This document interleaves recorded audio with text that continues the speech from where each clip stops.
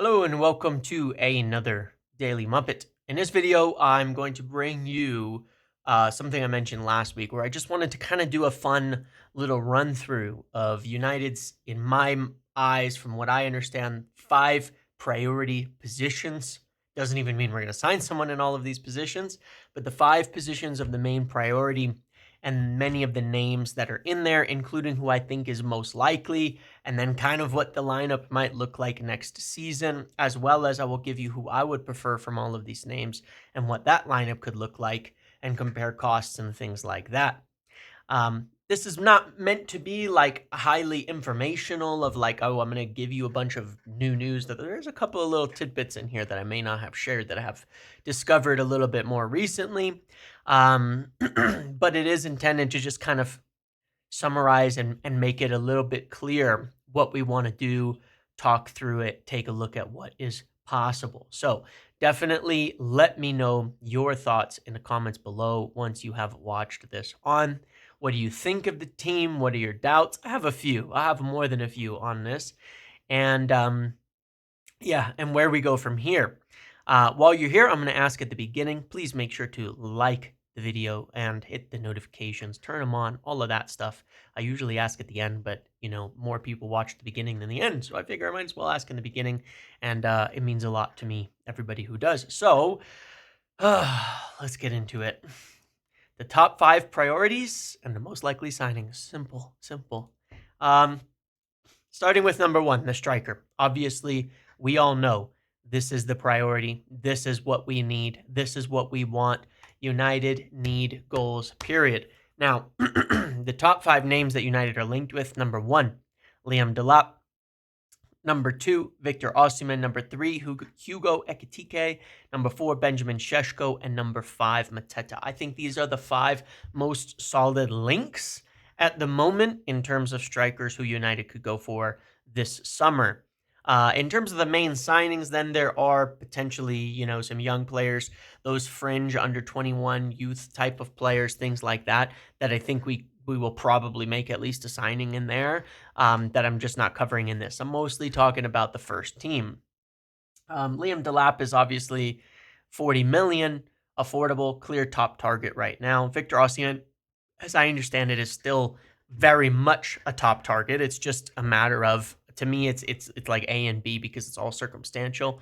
Hugo Ekitike is really admired, but quite expensive as a young player. Same goes for Benjamin Šeško. And then Mateta might be maybe sort of a fallback option to all of this if we need potentially a more affordable player who could transition in the Premier League quickly if we can't get one of these done.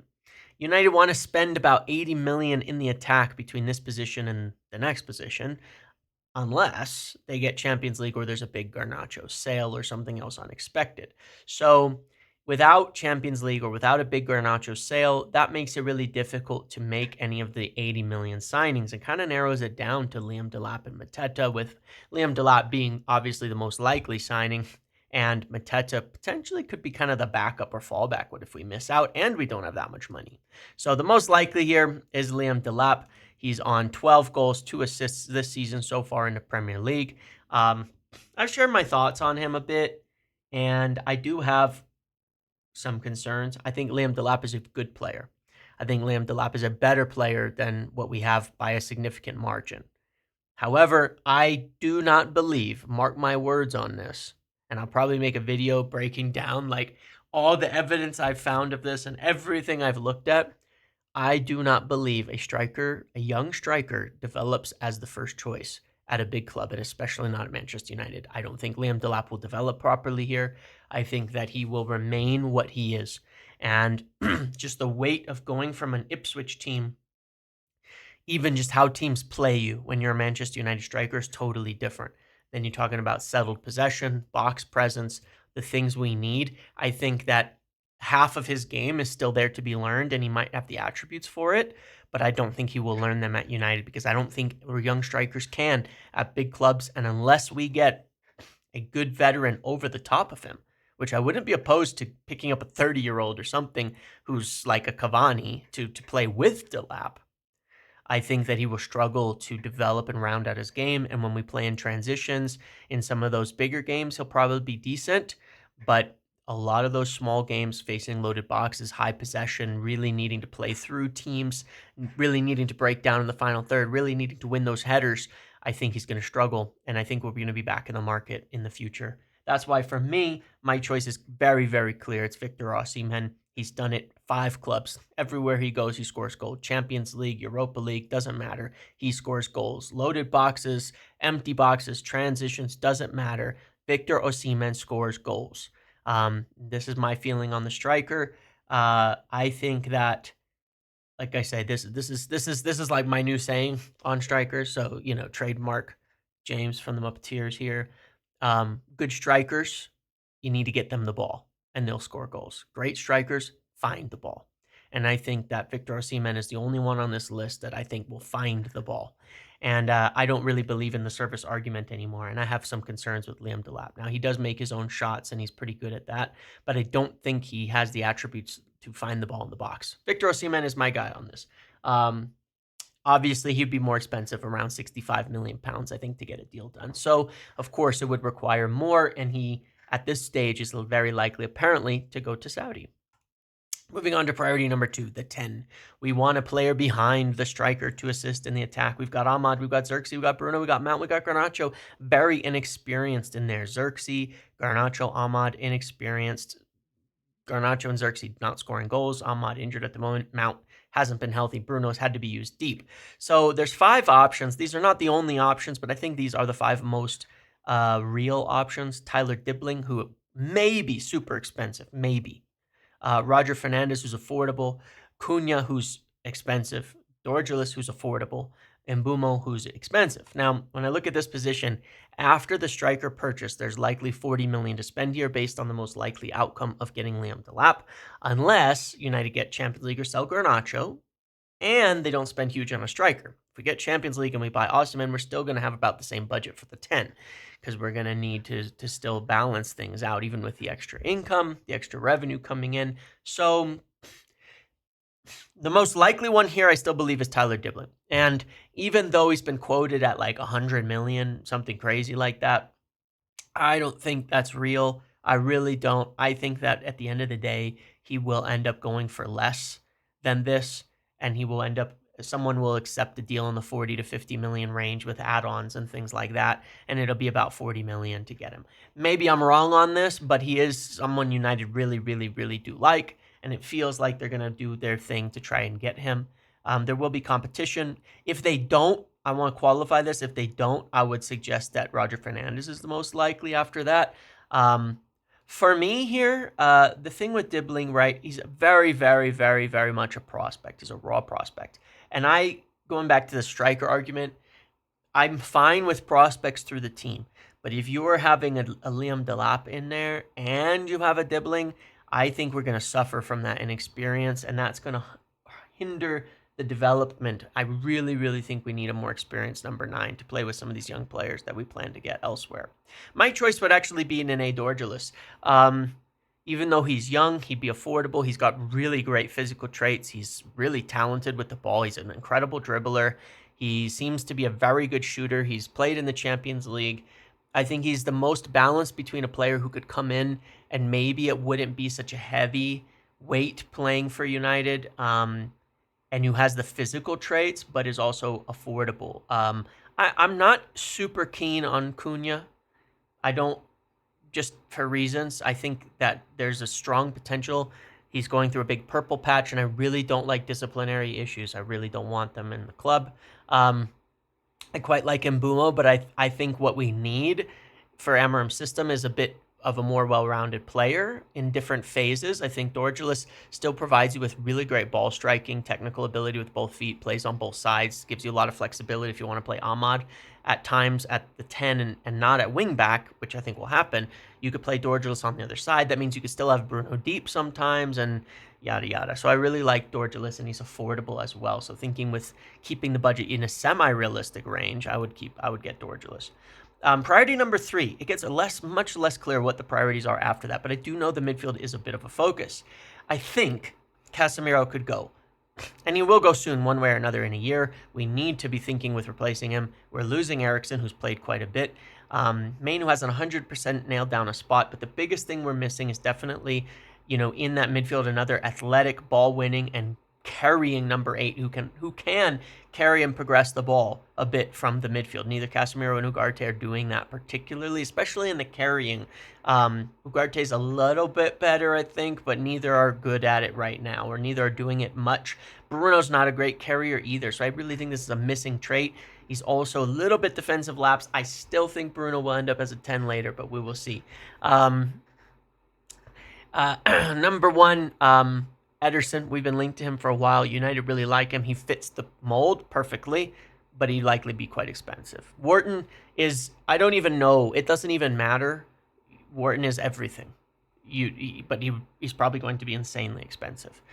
Joe Bellingham, we've been linked to a little bit. We've looked at him. We've liked him. We've watched him. I don't think he's ready at all. I think if we bought him, he wouldn't be in the team at all. Hayden Hackney is to me perfect, well-balanced, all-action midfielder for an affordable price who I think is ready for a step up. Great progressor, could get promoted to the Premier League this year from Middlesbrough. Been working under Carrick for a while, and he has adopted a lot of the traits that Carrick has had as a midfielder and taught, and I think he's come a long way. Then we've been linked to Anton Stack, who's more affordable and ready, but more of a 6, not really an 8. You could play him in Ugarte, but it'd be a very defensive pairing. I don't know that he's particularly the right guy. But he could be the backup or the rotation for Ugarte if we decide to get a 6 instead of an 8. United are unlikely to spend big here, could even go for completely unknown young names unless Casemiro goes.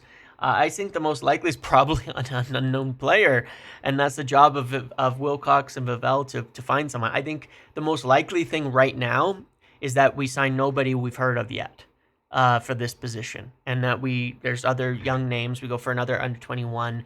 We look at what's happening with Kone by end of the season. We look at, can we get Mainu established in there? If Casemiro gets an offer, then I think it opens up the table to getting a more established player in. But otherwise, I think it'll be an unknown. My choice is Adam Wharton for, it doesn't matter. It's not realistic at all. More realistically, Hayden Hackney, 25 million. To me, it's a no-brainer. Excellent player, perfect. I would love him. United have scouted him. I have no idea if they have done anything on progressing for a deal for him. I'm assuming not, but I'm sure he's on their radar. But that would be my choice as a realistic price. But otherwise, if you had a bunch of money to spend, go get Adam Wharton. If you got Champions League, if you sold Garnacho and you got Osimhen with that money and you had this extra money to go and Casemiro left, just go get Adam Wharton. It doesn't even matter what else you're going to do in all of the world. Go get Adam Wharton. Don't even think about it. Just spend the money. Priority number 4 is a center back. Now, this is less of a priority per Amorim now, pending Heaven's return and playing well through the end of the season. It was very much a priority when Lissandro got injured especially, but as Amorim said in his interview on Sunday, he said the specific words that we learned Heaven can play there and that we can then spend the money elsewhere. So I think this has become not a priority at all, really, right now, but you never know because we'll have to see Heaven actually get on the pitch, and we don't have that many center backs. Maguire, De Ligt, Yoro, Mazraoui, that's it for 3 positions until Heaven comes back. Then it's 5. Evans, Lindelof leaving. Lissandro will return at some point next season. We still probably need one more, I would suggest. There's Akçiçek, who's affordable. We've been linked to in Turkey. Gimenez, Juan Gimenez from South America, we've been linked to, who's affordable, that we have been watching for some time. Braithwaite, who's more expensive, probably 45 million, 50 million again this summer. We'll get him done. Howson, which is probably impossible, and I don't really know that there's any other solid center-back links at all right now. Amorim has said United don't have to buy here now, but I could still see another young player come in on an affordable deal. Unlikely United go expensive without any further changes. So I'm thinking Gimenez for 10, 15 million. I don't know. United have been watching him for like 2 years. We see a deal for Diego Leon. We've seen kind of these deals get done. So without saying unknown, again, I'm going to say Gimenez and think that there's a possibility we could bring him in because we have legitimately been watching him and looking at him. My choice would be Braithwaite. I think he's done really, really well this year. I think he's come a long way. I think he's progressing. I think he's got all the athletic traits. He's left-footed. He's big. He's fast. I think if you had Braithwaite and Euro in the wide center backs, you'd have, in the end, an extremely good, aggressive pairing with a lot of pace. That'd be really hard to beat, and I really rate the physicality. That's my call on that. Then there's goalkeeper. Now, there's mixed talk over it. There's rumors back and forth. However, I know United are looking, and that Onana could depart. I know it. I know it. I know it. It is the truth. United are looking at keepers, and there is a chance Onana could depart. We've really been linked to about 4 names here. We've got Trafford, James Trafford, Burnley goalkeeper, Lammens, a young player, Chevalier, we've been watching for years, who probably will go to PSG, and Zion Suzuki, who we didn't go for that other time, but we have been linked to him, and we did like him. United have held talks with James Trafford on multiple occasions, and even currently maintain a brief bit of contact. Some people around the club and outside, and some people around all of this, believe that Onana is likely to depart for Saudi. However, Trafford may actually have a move to another club lining up that isn't even Newcastle. There's also a chance Onana stays and Bayindir departs as well. That was on the cards very much. United initially approached Trafford about being competition for Onana. So I could still see them getting like a young keeper to come in and be competition. I don't think they want to spend a lot of money on it. It is a priority, but as I've said before, it's a priority where I could see them say it's not a big enough priority that we want to go spend money on it. So yeah, very much depending on departures, and they're not going to go blow a big bunch of money on this. It's probably a position that can wait. I think under Amorim, a keeper is a little less important than it used to be. You just don't want them making mistakes. His style tends to not eliminate the keeper, but they're a little less of a big deal as in certain phases of play than they were under different systems. No idea. I might have got this backwards, actually.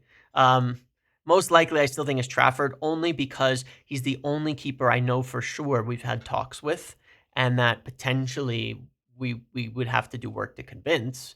But again, I think even then, I think he's more likely to be joining a different club, and they might know that soon.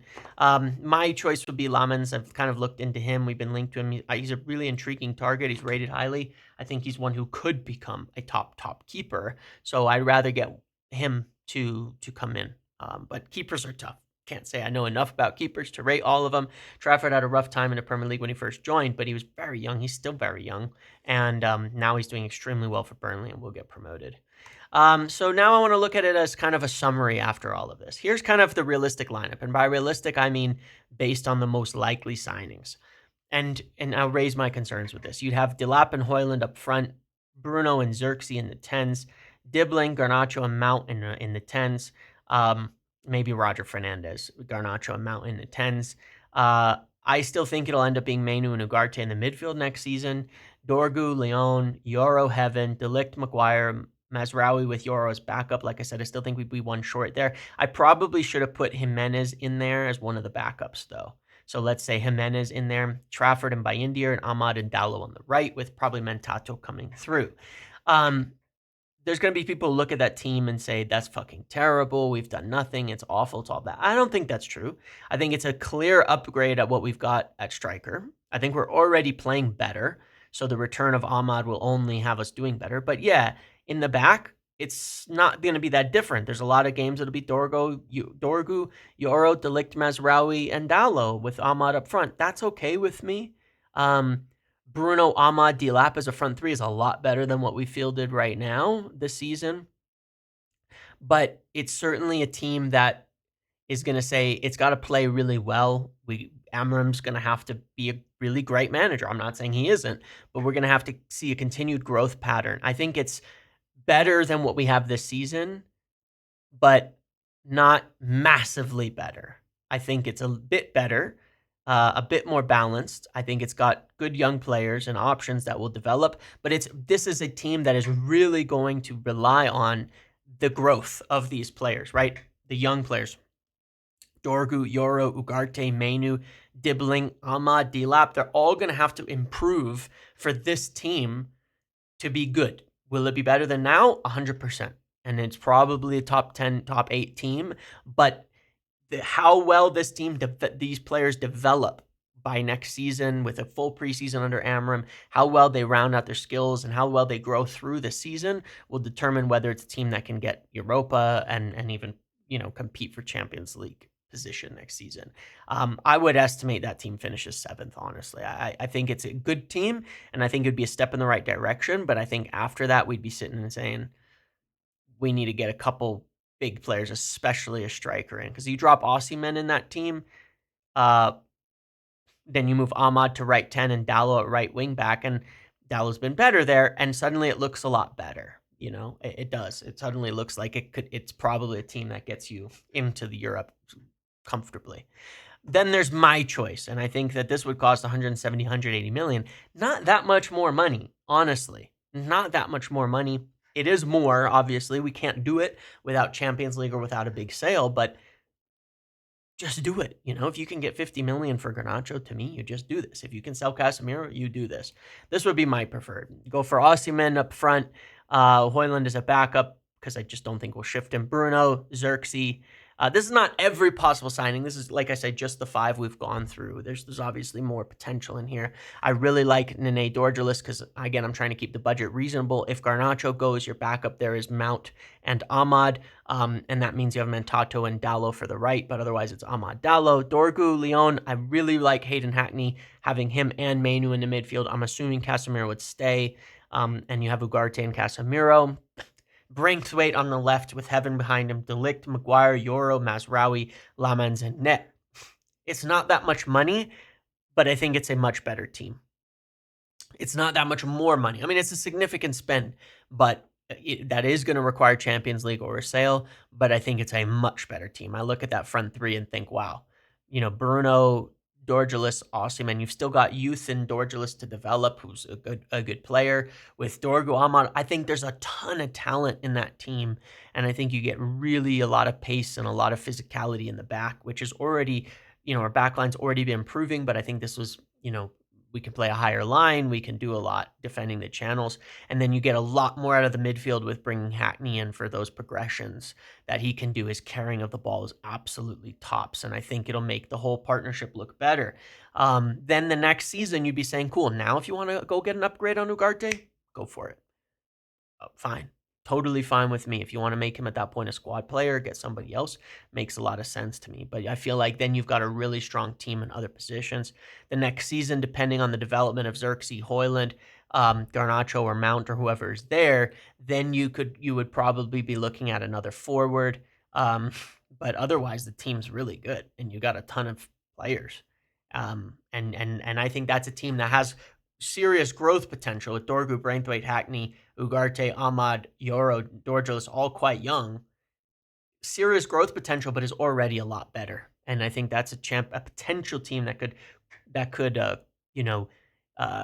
compete for Champions League places and stay there regularly. So, and has a serious shot. So that's what I would prefer based on those names we're linked to and those 5 things. I'm not talking about just random names pulled out of the hat, because I could find other names that I'd prefer us to sign that we're not even linked with, but this is what I would like to do realistically. Yeah. So those are my thoughts. Let me know which you prefer. Let me know what your preferred from each of those 5 positions would be. Just give me your 5. Say these from the names we're linked with.